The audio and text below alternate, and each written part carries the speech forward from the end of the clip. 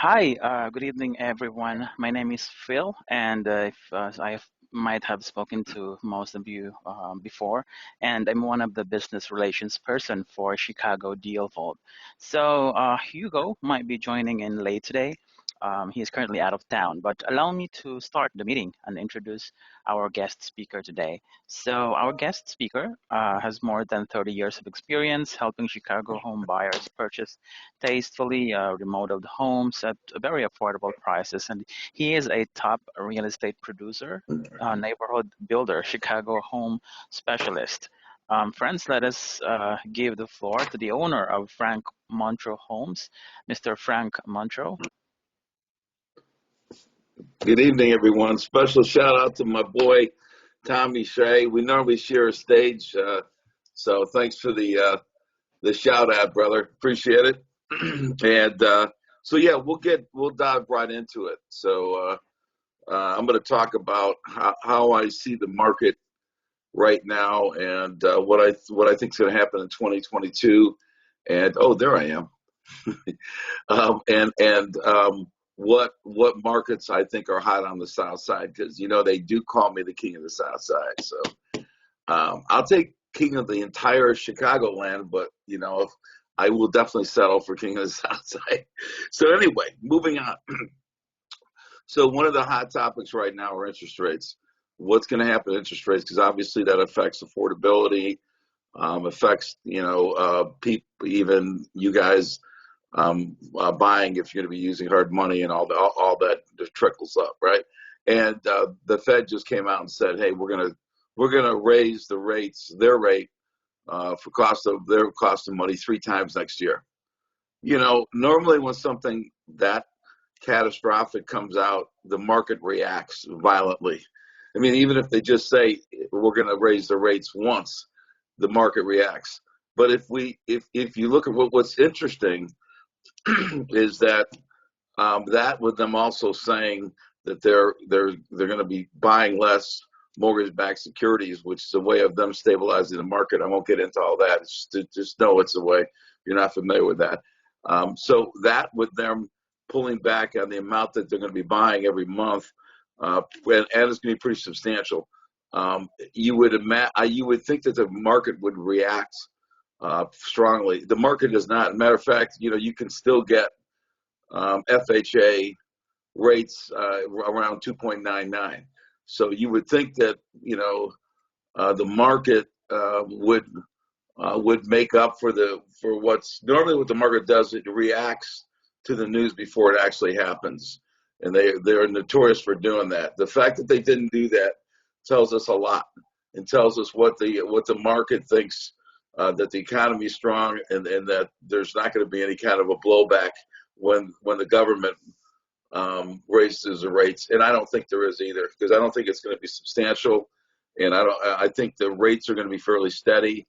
They're going to be upticking slightly next year, and I think what's interesting, I actually think you'll see the rates go up and down. A lot of people are predicting that. And just for the mere fact that the rates have not jumped at all, or very, very little, from the news from the Feds, is kind of a sign that that's what's going to happen, is that the rates are going to remain steady, which is cool for us because that stabilized the market and that stabilized values. Because one of the biggest problems that we could face is if the rates do jump up substantially, that's going to affect values of the market, and that's when the market is going to start correcting and the value is going to start coming down. I'll get to in a minute when I think the market will see the value start correcting, but it's not going to be next year. Pretty much every top analyst, economist believes that the market's going to be nationwide going to be up 6%, and I think locally. You'll see about the same thing. You'll see it somewhere in the single digits. The important thing to understand, excuse me, is each suburb or city inside the city, each community within the 77 communities of Chicago, they're all different. So to take, you know, a number and say, oh, this is going to go up 6% or it's going to go up 8%, whatever, whoever you follow and listen to, it really is. It's a whole different world in Chicago. In Chicago, you know, you have markets that are overvalued and markets that are undervalued. So yeah, you may see markets stabilize. The overvalued areas, like the Beverly's, you know, the areas that are very stable, have very few foreclosures, also do not spike in either direction when the economy tanks or when the economy spikes up. And so, as evidence with you look at Beverly, it's very stable. The problem with the only problem with stable areas are not so much the volatility, but when the market goes crazy like this, the prices are all over the board because you can't take advantage of the uptick of the market. But what happens is a lot of people don't. So you can go and look at homes at Beverly and try to figure out, if I buy this house, what is it worth? And so here's the catch. Here's the kicker. You have what you have to think like an appraiser. So even if there's swings of values of $200,000 within a mile radius, and you know, of course you're going to think, well, maybe I can get the high value. So what an appraiser looks at is appraiser is going to look at homes that are similar to that style of house that you're looking to rehab or to buy and hold, and then they're also going to look at proximity, and that plays a huge role. So if you have three, let's say you have three houses. Let's say you're looking at a bungalow in Beverly, and you're at let's just say 99th and Long Grove, and on that block there is identical house, and it's listed for 250. It's sold for 250,000, but there's three other homes similar within a 4-block radius that have sold for $50,000 more. The problem is this: unless you can justify with the appraiser why the one across the street from you, they're closest to you, is $50,000 less, that is going to severely impact your value, and you're not going to get the $300,000 unless you can find out why it sold for less. And so what I do a lot of times is I call the listing agent. I'm like, hey, what happened here? You know. And so if I have a justifiable excuse, I can use that when I meet an appraiser or have one of my people meet an appraiser with comps. The appraisers, if they don't know the story, they're not going to go Columbo, you know, and start researching and all that. They're just going to slap it together and keep on trucking. But if you can give them evidence that this was a fire sale, that they had to unload this thing, otherwise they're going to lose it to foreclosure. You know, if you have a solid, significant reason like this and say this is an anomaly, then they can back that up and put that in the records. And then you, all of a sudden, boom, you got your extra 50 grand. If not, that's going to severely impact your ability to get the 300 grand. You're going to get closer to $250,000 because they always take the one that's closest. And if you have one on the same block, you are in big trouble if that thing sold for a lot less money and you cannot explain why it did. So getting back to rates, will be stable, and which means it's good that the business next year will be robust, and there's not going to be any big correction next year. We'll get more into that. Some of the fun things I just want to touch real quick until we get into the meat and potatoes is one thing you're going to see on the commercial end is what's real interesting is malls. Amazon has bought 25 malls in C and D areas, and they're building warehouses there. And their goal for 2022 is to build 150, buy and build 150 more distribution centers. Now, that's pretty cool because they're when you think about what are they doing? They're repurposing a desolate piece of property, one that doesn't have much value, and they're turning it into a place where you've got employment, where you may have, a couple thousand people employed. So that's phenomenal, right? Now, what's happening in other malls is they're first of all, the villages are loosening their standards. So a lot of malls were restricted to how high they can go. So their uses were, mainly strictly retail. So now what they're doing is they're taking these malls in the A areas, especially, and they're making them into mixed use. So now the villages are saying go as high as you want to. So a lot of these, there's a place in Austin. I think it was called I can't remember the name of it, Dominion or Domain. It's called the Domain. That's it. So if you look that up online, it's really cool. So what they're doing is they have the first floor is retail and restaurants, and they have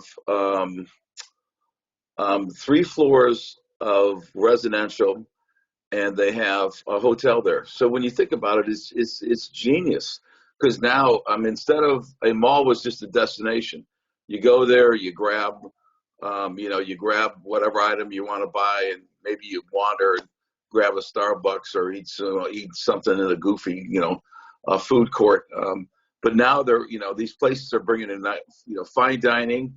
So you're going to go there, going to grab something to eat, going to maybe do a little shopping. So or there's people that live there and they're going to come down and go to the restaurants, come down and go to shopping. So now it's a multi-use. So these malls are going to be repurposed. What's going to be, of course, what's interesting is the office space. That's where the biggest question mark is. A lot of these bigger companies are locked into 5 and 7 year leases. So what they can't just walk away unless they have some kind of out clause, with a heavy penalty. They could take that. Otherwise, they're going to have a big hit on their credit. So a lot of the bigger companies are maintaining their lease there, or some companies I've read are renegotiating their lease for space, reducing space or reducing the square footage payment. So it's going to be really fun to watch and see what happens in that space, because that's going to be the tsunami is coming with office space, but because of the 5 to 7 year leases, it's going to be delayed, and it won't be happening anytime in the next few years. So that, but it'll be interesting to see too. Is office space going to be is the same thing going to happen that's happening with malls, or they're going to make it a multi-use type scenario with warehouses and there's a lot of things when you look at it that you can multi-use office space for that you wouldn't normally do before. So that'll be interesting to see. Some of the things, some of the other things I want to bring up is the iBuyer scenario. So we had some iBuyers come in here, and they all got their asses handed to them, including Blackstone, which is the biggest player in the industry. Now, of course, they didn't do the right thing, and we saw what happened with Zillow too, where they're buying too aggressively, and they got they lost millions of dollars because of it, right? So who's entered into the equation right now is Redfin, and they're a lot less aggressive than Zillow or Blackstone. They've been buying up on the north side, quietly buying up on the north side, and now they're in the south suburbs, and believe it or not, drum roll, they're on the south side of Chicago. This is going to be interesting to see how long they last. The one thing is, the only way an iBuyer can make it is by making aggressive offers, is by buying properties that need very little work, a haircut and a shave, because if they play outside of that game, they're going to get hammered. And so now I was talking with one of the regional managers a few days ago, and they said now they're Redfin's also adding. They're not only offering aggressive offers, they're also adding a fee in for themselves. So they're going down even lower. So I don't think they're going to be as competitive. It's not going to be a scenario where Blackstone's coming in and they're buying 20, 30, 40 a month.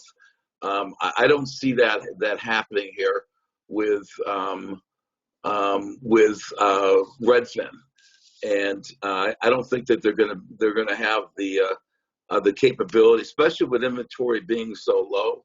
And right now, there's just not enough inventory. So really, what I think their buy box is finding somebody that's desperate, that's going to let their property. You can't go like Blackstone was buying with a net return of like 2.5%. How in the world can you bulletproof yourself unless the market is rapidly rising? If the market shifts at all, stabilizes or goes down, you're dead. And that's what happens with the Blackstones. And Zillow just spent way too much money on property. They just way overbought. So it's going to be interesting. Redfin is in town. If you hear about it, I wouldn't lose any sleep over it. The iBuyer system does not make sense in the real estate market, from what I can see. Will they have an impact? Yeah, but they're not going to be substantial like 5% or anything like that, like what's happening out in areas like Vegas, and where every house looks the same. It's much easier to make a living there as an iBuyer than you're coming here and you're having a problem with figuring out values. I mean, it's very difficult. Fortunately, one thing I have is I have a couple friends that are licensed appraisers. I've known them for years, and I can call them anytime, and I can just say, hey, look, I'm looking at buying this property, and here's what I think it's worth. What are your thoughts? And they can give me a very precise estimate in a short period of time that helps me determine whether my clients are going to be interested in buying this property or not, and they have a much higher level of safety. I mean, we were looking at a property this morning, and the property, it's the only frame in the area. I mean, it's literally the only frame in a 4-block radius. So I had a pretty good idea what it was worth. I've been in the game for 39 years. I called up appraiser that I know that I felt would be best to handle this, and I went on the conservative side and with my guess, and my guess was right. I'm from a conservative point of view, and he also mentioned, you might be able to go as high as 20 grand higher, depending on who the appraiser is. You shoot for the sun, moon, and stars. So I like to, when I'm out there, I like to play with a lot of numbers and determine whether that particular market is still going up. Will that be part of the market that's going to go up 6%? Or is the market stabilized there? And is it going to be going down? I look at numbers like what, a lot of people say, oh, what's the price? What's the price? What's the, I look at it today, what's the payment? And the reason why interest rates are important for me is because I want to know what the payment is when we resell this house. And is it in compliance with the average income from the area that's reported on the multiple sites? Because if it is, then we're in great shape. We're in the driver's seat. But if the rates skyrocket and it bumps it up a little bit too high, we may have to adjust that value down. So you see, this is the reason why a lot of my clients are realtors, because I play a game that really very I should say, I don't know anybody else that plays it the way I play it, because I just enjoy this. This is my passion, and I want to see all of my guys succeed. So that's important. Another issue too in the area is the rent versus buy. Is a lot of the nice thing about the South Side, that makes it attractive, is rents are skyrocketing. Rents are moving in some areas faster than houses are going up. So in some of the areas in the South Side, it's still more expensive to rent than it is to buy. So there's a whole market there that we go after. So we're moving closer and closer to what areas that I like. But here's the one thing that I want you guys to understand. When people say to me, oh yeah, what areas? Where do I go? Whatever. Tell me the area. Tell me how the areas. Tell me. See, here's the problem with that. On the surface, it sounds, oh yeah, I got the inside information and all that stuff. Here's how complex this model is, and this was what people don't understand. It's not one thing that determines it. It's not just the area. So is the area important? Of course it is. Absolutely. There's undervalued and overvalued areas too. So I look at the undervalued areas are areas that will spike dramatically depending on what kind of news you get. And the overvalued areas, I call them overvalued, like the Hyde Parks and the Beverleys and areas that people, anybody will buy in if they can afford it, that are super stable, that have very few foreclosures, very hard to find properties in those areas. Those areas will, when you buy, you have to buy with a different perspective. The undervalued areas like the Englewoods, everything that's on the other side of the expressway of Englewood, the West Woodlawns, the West Washington Parks, all those areas are heating up, and they're just exploding. I mean, $80,000, $100,000 up since COVID. It's crazy. So you've got to look at, yes, you got to look at the area, but you need to understand that, and it's very complex. I don't know if something's happening with the screen here. Can you guys still hear me? Okay, there we go. So the other thing, that you need to look at is you need to look at the house or the multi-unit where you're buying or whatever. So you need to look at the quality of the work that you're going to put in it, or if you're buying it and it's already fixed up, then what is the quality of the work? And so it's the inside and the outside that's important. People think just because a house is in a desirable area that it's going to sell overnight. Absolutely false. So there's things on the outside that affect the value of the property and the speed of the property will sell it. So when somebody asks me what is the area that I should invest in, I'm like, tell me what the property is, and let me look at the block, and I can evaluate what it'll sell for. See, there's two types of values. There's the value that a bank can look at, because they're going to be very one-dimensional. They're all X's and O's. And then there's the value of what a buyer will pay for it, and they're influenced by a lot of so if there's railroad tracks, if you're on a main street, if you're next to commercial property, if you're next to a gas station, things like that will dramatically. If you're the only and I see this on the South Side too, is if you're the only single family on the block and you've got all like 12 to 24 units, you don't think that affects value?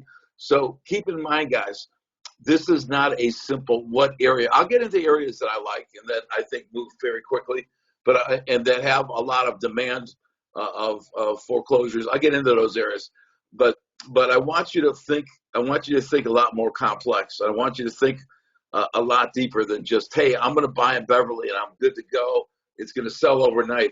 It's not always that easy. In fact, this happened. This is probably 15 years ago. We bought a property in Beverly and we sold it overnight for $250,000. On the other end of the street, similar house, similar square footage, identical footprint. Okay. The problem is the property was right next to a 11-unit dilapidated building. So my thinking right away is what's going to happen when a couple pulls up and like, am I am I going to spend $250,000 to live next to this abortion? And so I was right. The property sold for $40,000 less, and it took the guy over a year to sell it. So can you imagine all the carrying charges and the loss of use of revenue? You need to know what you're doing. And when we had bid it on the property, but we bid it $40,000 less because we knew that we're not gonna make as much money. So we didn't end up getting that property. And the investor that bought it called me directly and asked me, why did my property sell? And his didn't sell in the same time period. And I said, because you were overpriced, And so he argued with me, and we moved on, But so buy criteria: the area, the condition on the inside, the condition on the outside. Your pricing is important too. So I mean, you have to know what you're doing when you're pricing. So I had an investor once that bought. This is no joke. He bought like the hottest sink that was out there. So he put it in the kitchen. He calls me up and he says, "Hey man, you gotta see this picture. Take a look at it." So I'm looking at the picture. I'm like, "What am I supposed to be looking at?" And he goes, "The sink, the sink, the sink." It was a farmer's sink. I'm like, "Okay." He goes, "Nobody else has this, man. I wanna charge $40,000 more." I said, "That ain't gonna happen. We're not gonna get that." And of course we didn't. And the only thing that happened is that we sat on a property for an extra 2 months until he lowered the price to what I told him where it's going to sell, and we sold it. So greed is your enemy. Now, the thing that I bring to the table is I'm excellent at looking at these other influences on value, because a lot of people don't understand these things. There's certain, I know how an appraiser thinks. I know what an appraiser is going to give value for, how much you're going to give for extra bedrooms, bathrooms, above ground, below ground. All those things add up. And if you don't understand that, you can get your ass handed to you in a second. We looked at a property, and my client's all excited about it, and he said, "Look, this house sold for $325, 2 doors down." And I'm like, yeah, it did, but what is the square footage? So when you're looking at houses, guys, look at square footage, because this particular house was 500 that I sold for 325. That had 500 square feet more. In that particular area, the average amount that a seller gives credit for square footage is $40. So you've got $40 times 500 square feet is $20,000. So that house is not worth 325; it's worth 305, because an appraiser is going to come in and make that adjustment. Square footage, style, proximity, man. You guys have to think bigger. You have to think. This is a much more complex game, man. This is why, like I said, this is why a lot of people hire me, because I think the way an appraiser thinks when I value properties. There's less surprises. I want to protect your investment. I want to make sure you get a phenomenal return on your investment. Some of the other market influences. So we'll get into where am I buying properties? How do I buy properties? What can help me? Okay. Number one is, the courts are opening up. If you have the cash, you go down and play the sheriff sale game. There's auction sites are opening up now. I mean, I think I looked at auction.com yesterday. There's like over 500 properties on there within a 25-mile radius. Hubzoo's up and running. I mean, there's a few other sites that are blazing. So if you're having a problem looking for properties, you got cash, start looking at the sheriff sales, because there's less competition there. The auction sites are back up and running. MLS is, obviously it's a hard game to play, but if you're patient, you can get them, and you gotta bid your highest bid. Social media, I mean, there's a ton of there's just a ton of properties on social media. You go to Facebook, it seems like there's a new Facebook page, Facebook Chicago real estate investors, Chicago, it's like every day there's a new page coming up, and there's these, hey, these guys in the community, and they're hustlers, and they come up with a property here and there, and maybe 1 out of 20 makes sense, but that's they're there. There's inventory there, and it's gettable. And then of course, agents like myself. I mean, I specialize on off-market properties.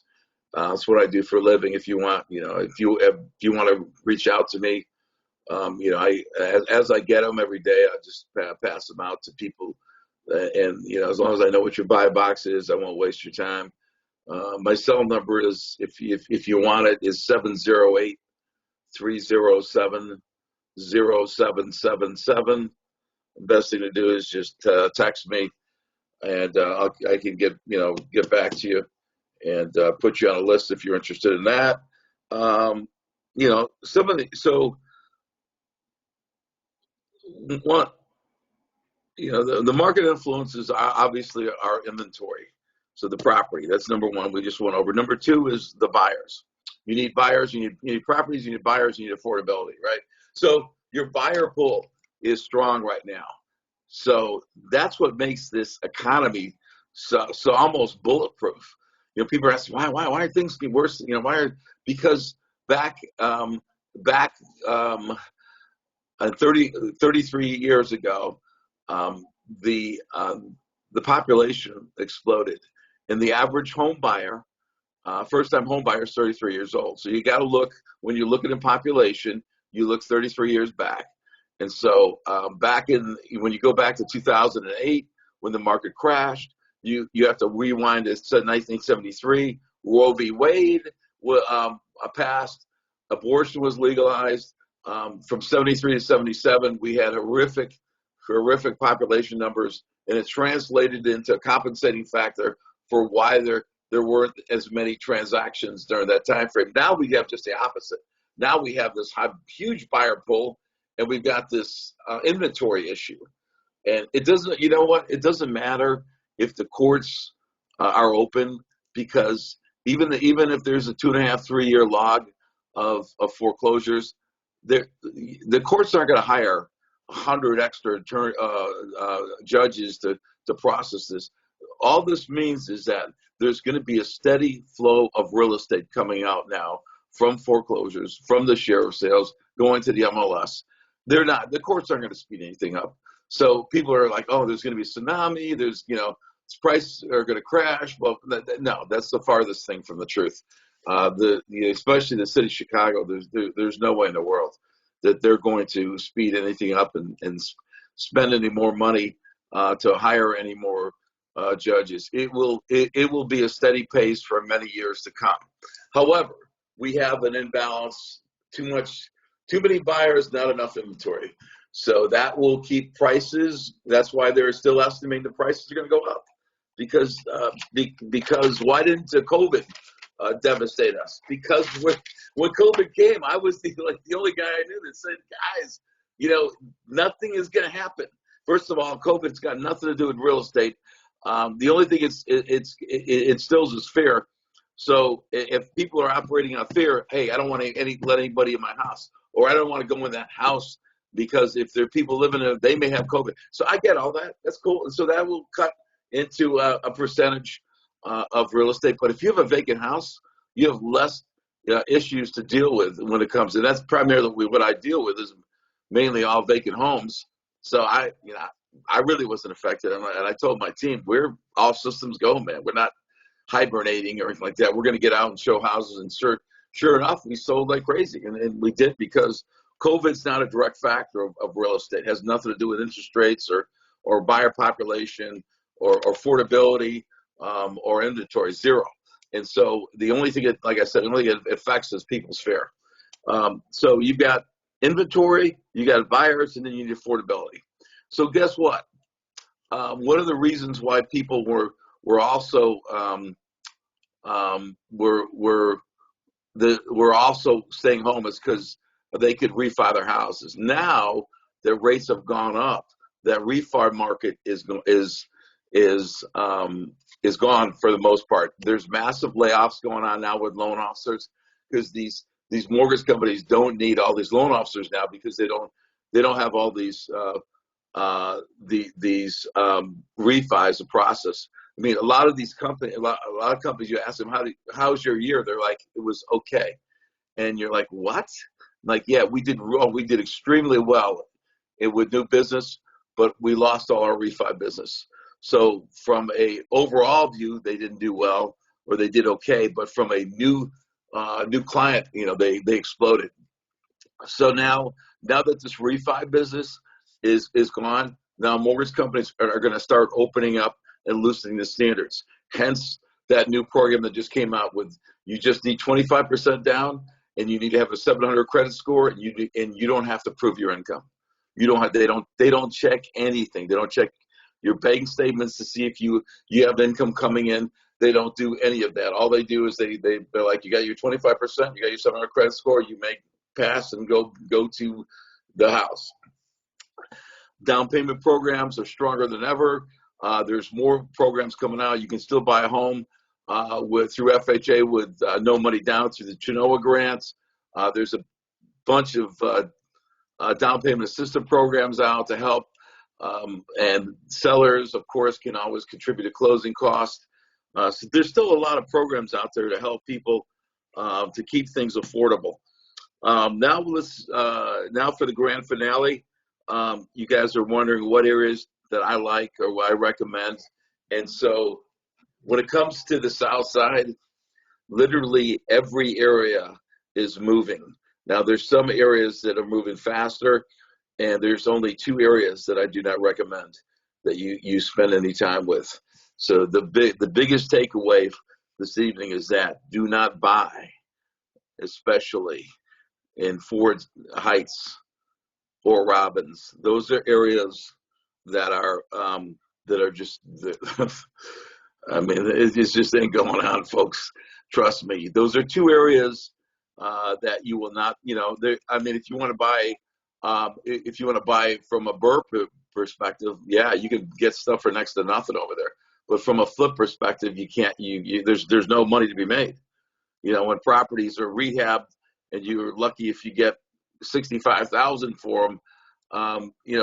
What do you have to buy the house for? If you got to put in $60,000, you got to buy it for negative $40,000. I mean, it just doesn't make any sense. Ford Heights and Robbins are a no-go, and they have been for a long time, and they still remain there. There's no, there's no uptick. There's no explosion. The funny thing is, it's a lot of the underserved areas that explode during this time. If they have, if they have redeeming qualities, like the Englewood, how close it is transportation-wise. Englewood's exploding. Englewood multi-units. Actually, multi-units in general are going crazy, but price points on New City and Englewood that are just considered war zones. I mean,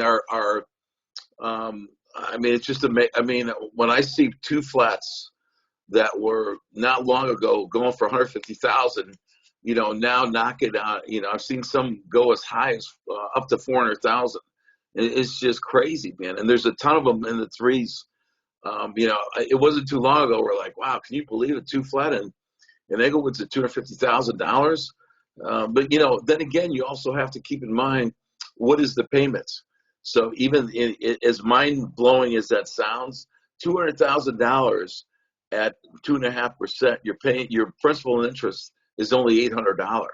So even you double that for $400,000, and so the interest rates right now, I'd say is 2 point, so slightly higher. So if you're looking at $1,900 for $400,000 for principal interest, then you get your taxes and insurance. Now, the one thing I will remind you is when you're looking in the suburbs, in the south suburbs, you need to pay attention to the taxes, especially an area like Dalton. An area like Dalton is extremely volatile with the tax rates. You can see the taxes on the same block, similar style houses swing from $4,500 to $9,000 with no rhyme or reason. It's really, I mean, from what I've been told, it's just more the administration. The different administrations have made raises on the sales at the time and reevaluated properties on the sales and jacked them up. So it's pretty crazy, but it's an extremely dangerous thing, because if you have a property, here's why it's dangerous. If I have a property and they're both selling for $150,000, the one, the taxes are $4,000, the other one's $9,000. One is $9,000 is going to be roughly what, $450 extra a month.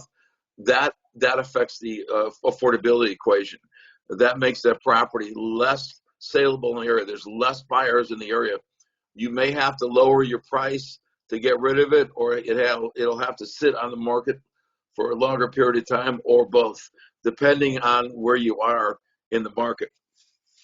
So I've got A, B, C, D properties or areas that I'm gonna go. So in the D range of where I see there's a lot of inventory and there's a ton of money to be made is Englewood, Roseland, Riverdale, and South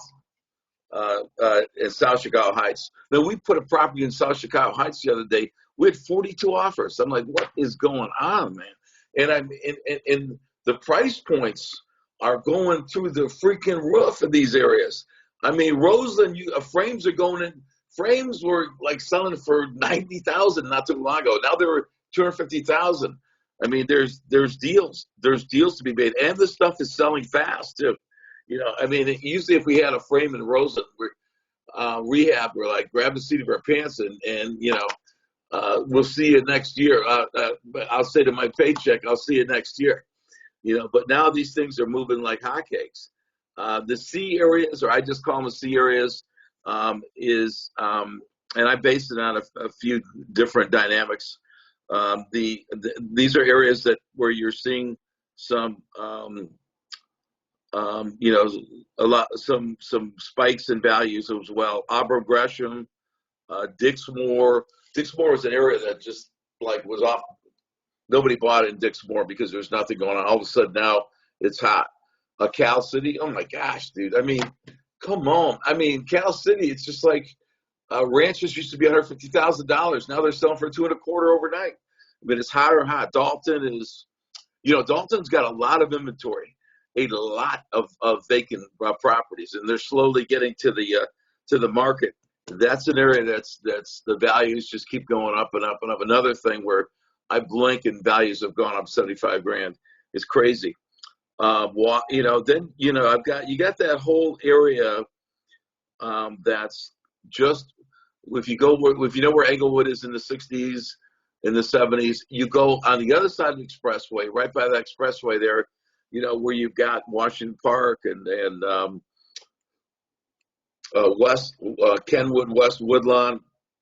Those are areas that were undervalued that are now starting to take off, and especially the multi-units in there.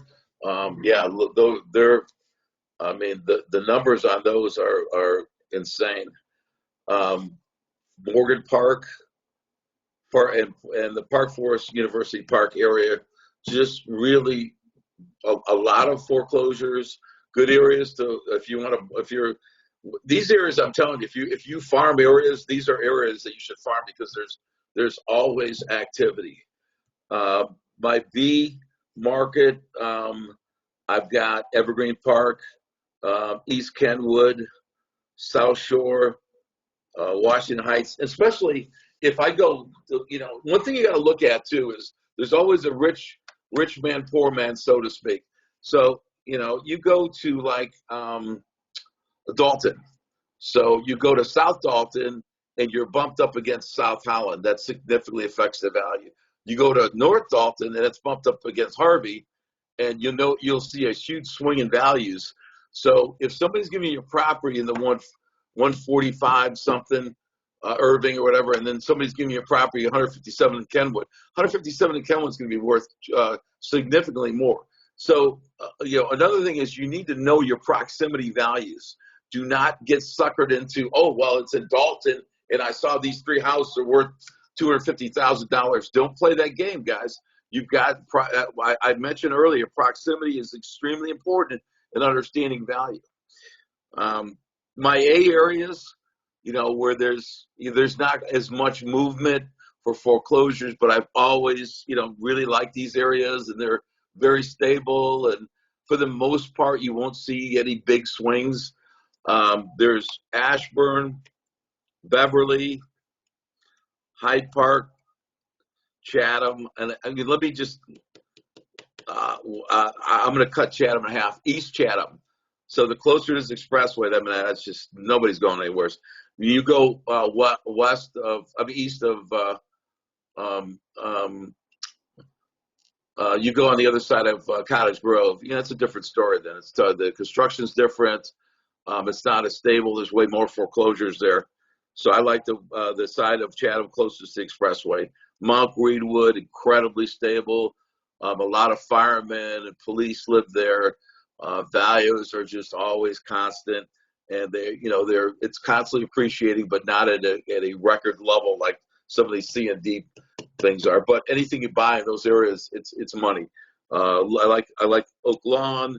I like that whole HF school district with Flossmoor, Homewood, and Olympia Fields. Now you got to be careful too. Like in Olympia Fields, you can buy one of those mini mansions and think, hey, I got this really cool mini mansion. Taxes are $14,000 a year. Yada yada. Oh, wait a minute, it's Bloom School District. It's not HF. So now all of a sudden your house is worth a lot less because there's a big difference between one of the best schools in the Illinois and one of the worst schools in Illinois. So ranking wise, and so people look at that. People with kids are coming in saying, hey, look, I want to be in the HF district. This is a Bloom pass. So your values are going to be worth a lot less. And then you're thinking to myself, wait a minute, I just bought this house to flip, and it's got a $14,000 tax bill. I thought I was going to be in the same school district. When you're in the suburbs, you got to look at the taxes and you got to look at schools. I mean, those are the two primary things you got to look at. Of course, Bronzeville.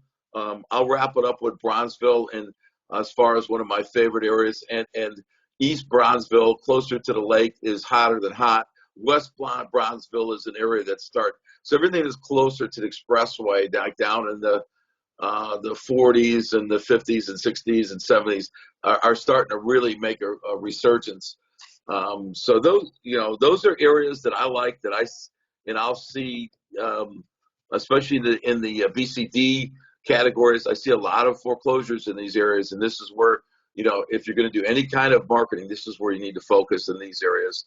Are there, Phil, at this time, are there any questions?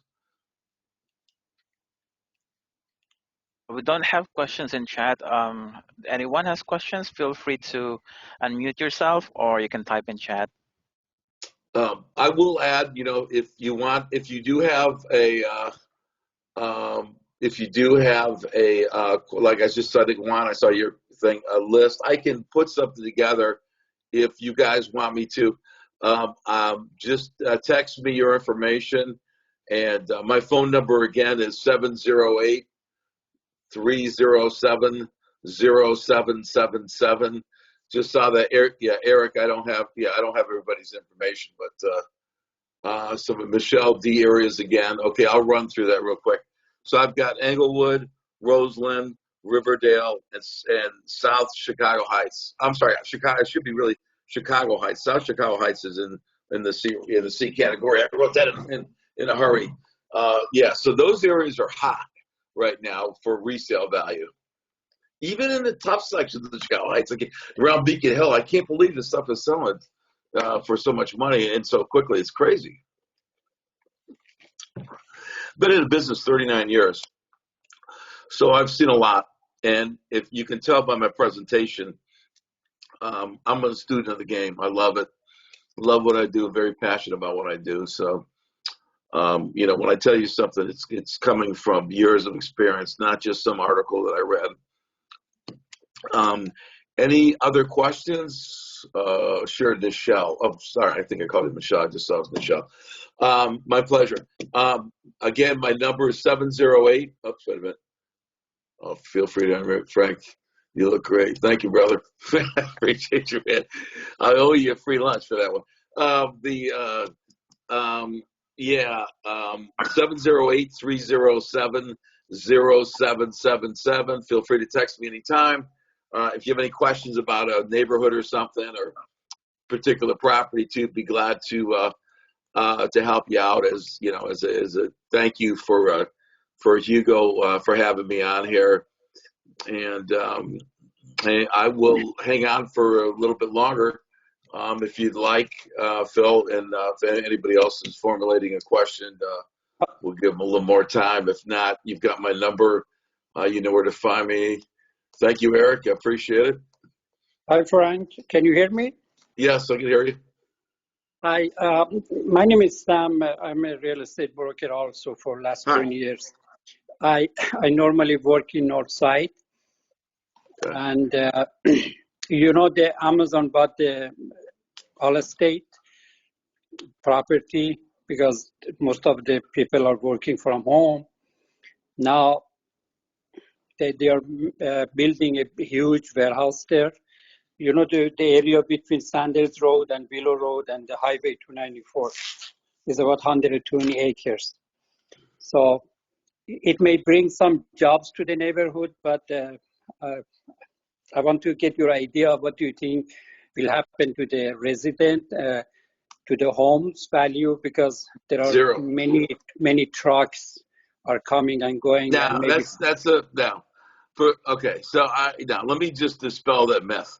So everybody thinks that this is going to be like a three-ring circus, and I hear that all the time. I have one. We have one in Frankfurt, man. It's like a friggin' ghost town. What do you think there? You know, everybody thinks there's 1,000 trucks, you know, going 24 hours. You know, 20. It's not like that, man. They're coming in different times. So I've seen the one over.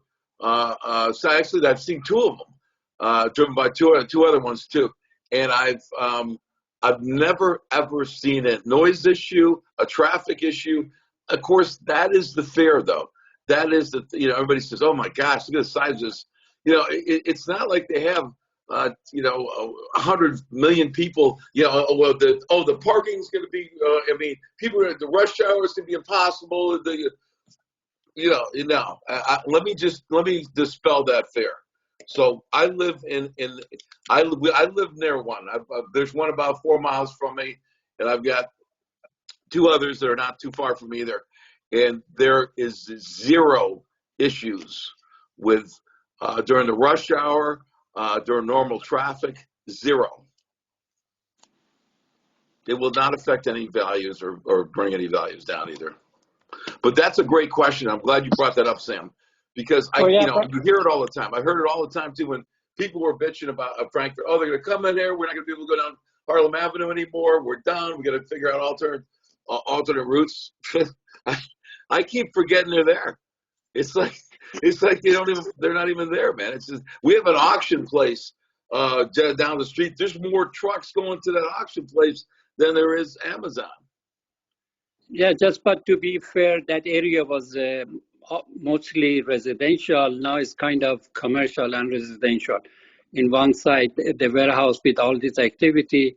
Mm-hmm. I've been in Gary, Indiana, in one of those Amazon warehouses, and I know what's going on and how much they affect the traffic and the neighborhood. But over here, it's not a problem. So yes. I can only speak from my experience with three of the warehouses down here that are active, and there's very little problem.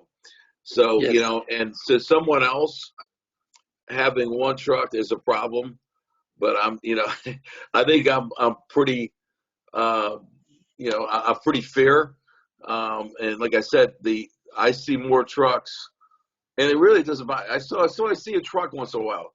So yes. So what? I mean, who cares if I see one or two trucks once in a while? Does that affect? No. Now, if it's like rush, if there's 50 trucks blocking my way, that's a different story. That's not going to happen.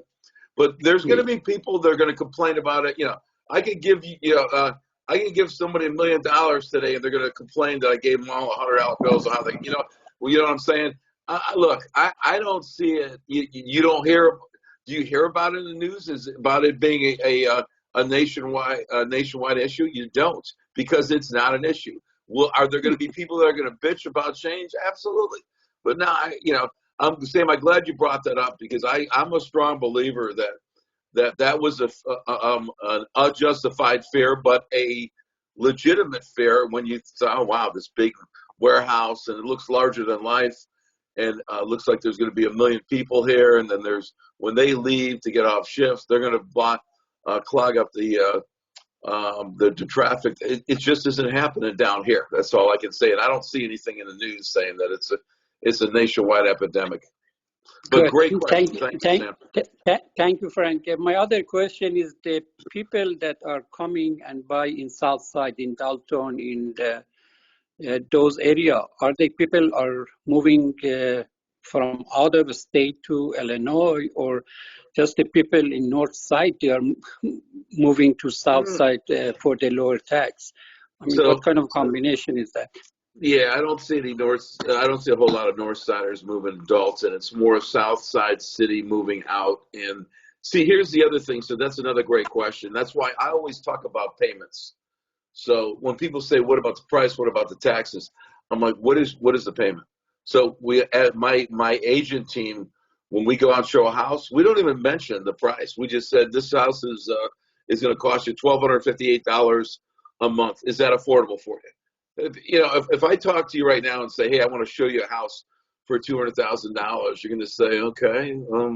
But now if I say, look, you've got to put $5,000 down and your monthly payment is going to be $1,128, you're like, oh, okay, well, I can afford that. Where you can't connect the dots with a price. So everything is payments. And when you walk away, when you look at things, you look at payment for a buyer, you look for payment for a seller too. Because if as a seller, you need to look and say, hey, what is the payment of what I'm trying to move? If I'm trying to sell this for $500,000, is this payment in line with what's going on in the community? Is the median income going to be able to swallow this payment, or am I going to have to wait for somebody coming from out of town to pay up for this, or I'm down to 5% of the income in the area that afford this? So that's an issue, man. That's a very, very good point you brought up. Oh, that's very smart to sell the payment instead of selling the house. I mean, that's what the car dealers do normally. They ask, what is the affordable payment for you? And then they adjust it backward. So that's a great way to do it. All right, thanks, thank you Sam. so much, Frank. Yeah, I think, Phil, I think there's some other questions that popped up, but I couldn't read them, and they went off. I have never done the questions on GoToMeeting. Can you read them off to me? Because I don't want to hit a button and then disco myself. Sure. The question is from Joel. He said, is the city of Chicago trying to keep up with these price swings by looking at tax assessments more closely? Oh, hail to the yes. That is a great question. All I got to say is grab the seat of your pants and get yourself a good tax person, because you're going to be, so there's going to be some people who are going to be appealing. The city is already actively looking at. I've heard through multiple sources and some of the politicians that I know, they're coming, and now if the more stable areas, there's going to be less of a. But when you get areas that houses have been selling for $80,000 and the property is all of a sudden goes from $80,000 to $300,000, you better believe you're going to be in for a sticker shock. So, I mean, that's one of the bad things about, what's going to happen here is that people are going to get hammered.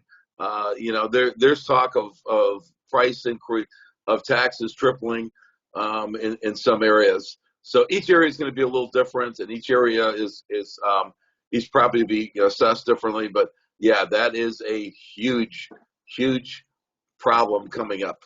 So fasten your seatbelts, because it ain't going to be pretty. And it'd be good to right now, if you bought, you yourself have bought, and you've paid more than like what it's normal in the prior years, then I would start looking for a tax assessor and be ready to protest your tax increase. And I mean, if you provide enough resources, they're pretty good at adjusting the rates as well too. So yeah, great question. Is there anything else, Phil? Was another question? Oh, yeah, that's the only question that we have in chat, and I Okay. believe no one has question anymore. So, yeah, I would I like. have a Oh, question. sure. Yeah, Okay. I have a question. Do you have to be licensed, as far as buying up, properties in whatever areas? Do you actually have to have like an actual real estate license, or how does that work? What do you mean, to be a buyer, to buy properties, or to wholesale properties? Um, Both.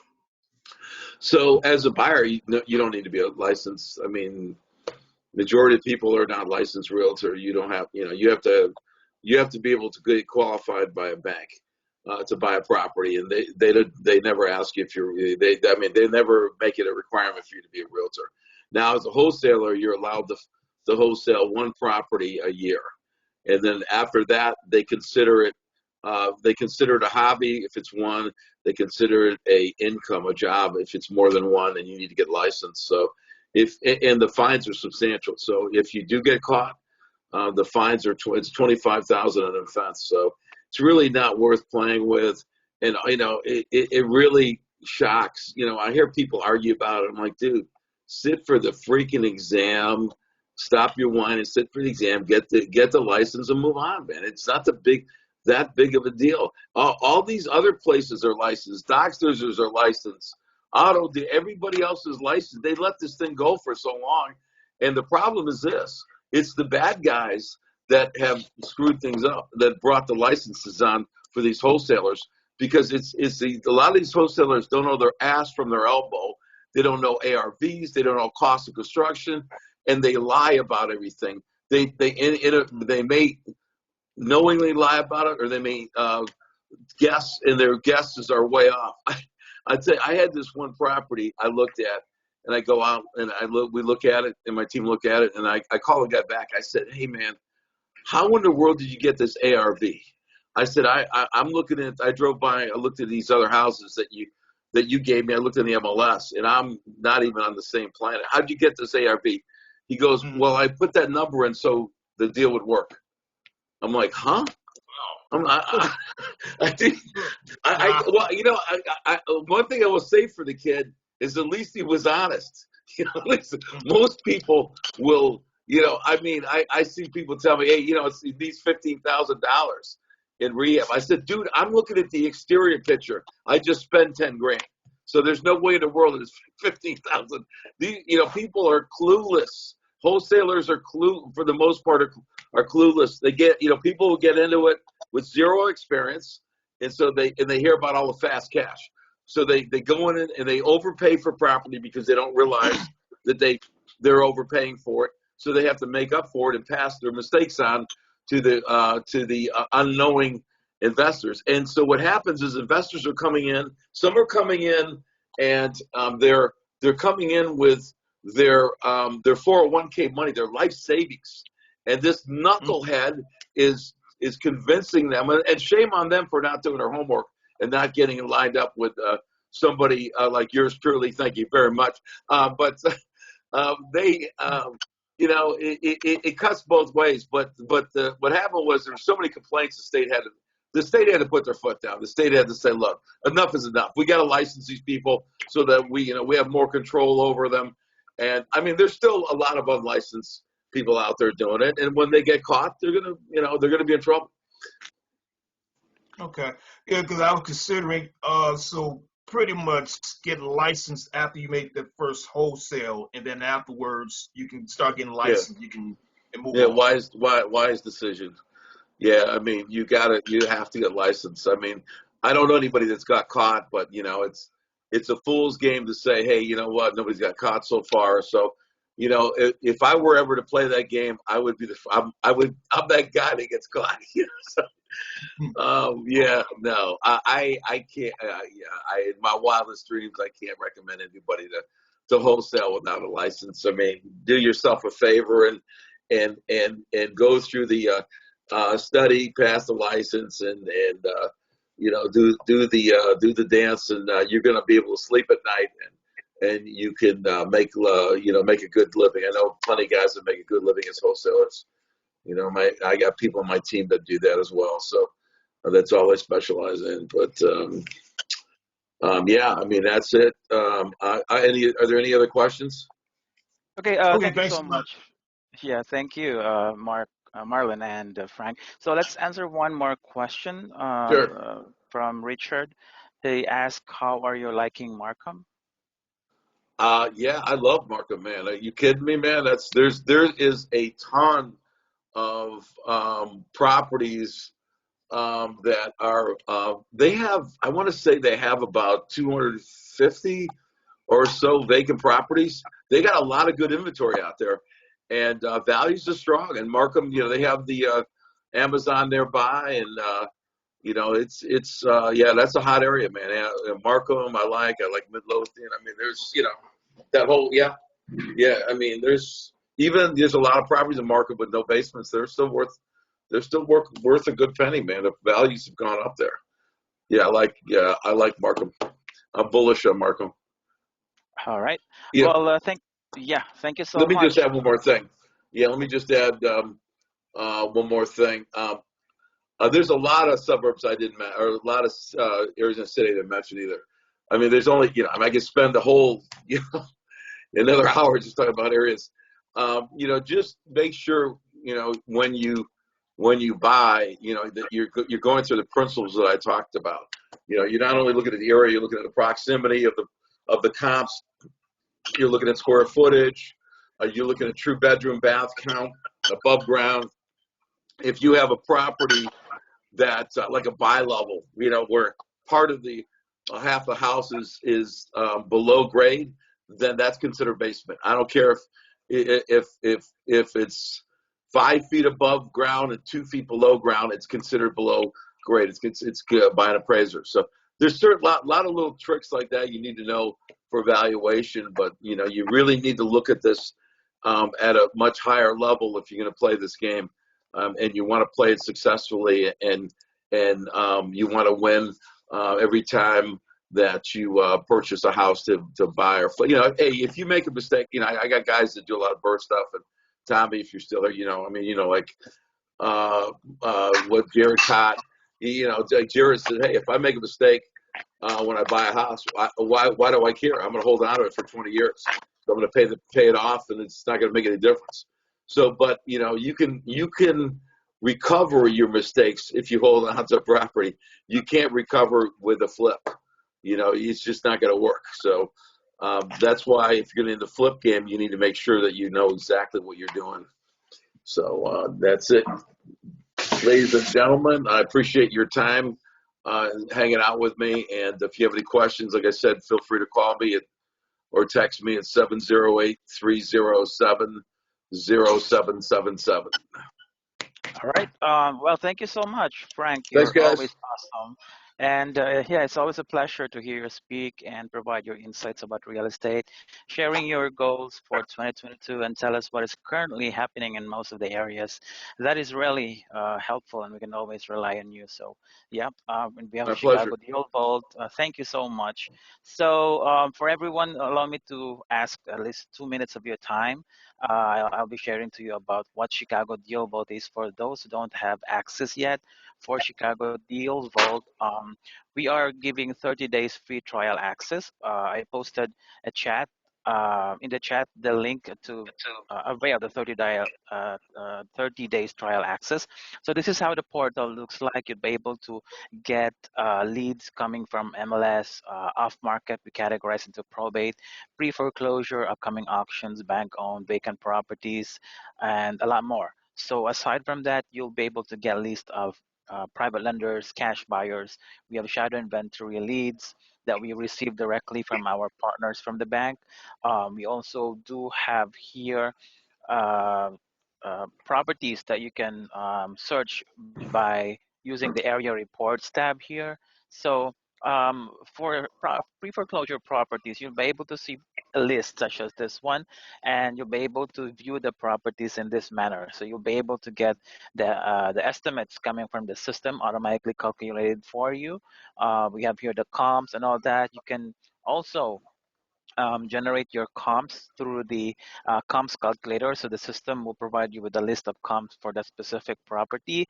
We have a bunch of calculators that you can use. So if you want to know how much your rental profit will be, you can make use of the rental calculator and the flip calculator. So aside from that, we do have here area reports. So Frank mentioned a while back about the area. So you can actually search here about how you're going to search for areas. So let's say you choose area type D.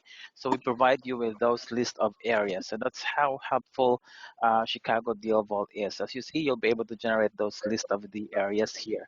So yeah, feel free to click on the link on the chat for the 30 days free trial access if you're interested. And you can also send an email to support@chicagodealvault.com if you are interested to know more about it and the rest of our programs. So aside from that, we do have the inner homes cash flow inner circle and the wholesale inner circle. So both of these programs are also part of Chicago Deal Vault.